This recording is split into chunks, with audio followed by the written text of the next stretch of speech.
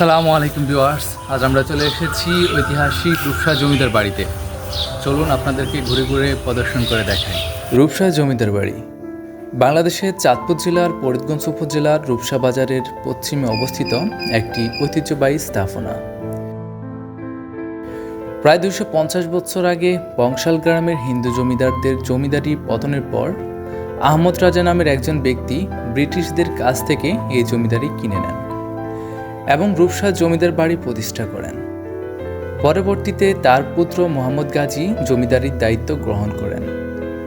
এই জমিদাররা প্রজাদের প্রতি সদয় ও সহানুভূতিশীল ছিলেন, যা তাদের প্রজাদের মধ্যে শ্রদ্ধা অর্জন করেছিল।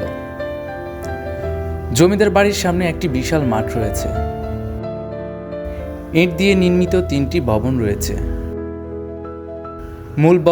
মূল ভবনের বাম পাশে একটি ভবন এবং পিছনে আরেকটি ভবন।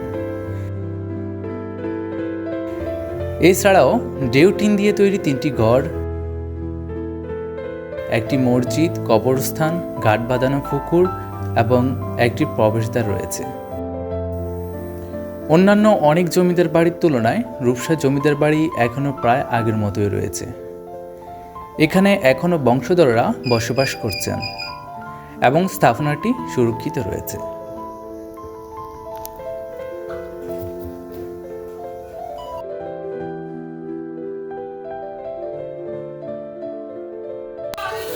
ভিডিওটি ভালো হলে লাইক, কমেন্ট, শেয়ার করতে ভুলবেন না। আল্লাহ হাফেজ।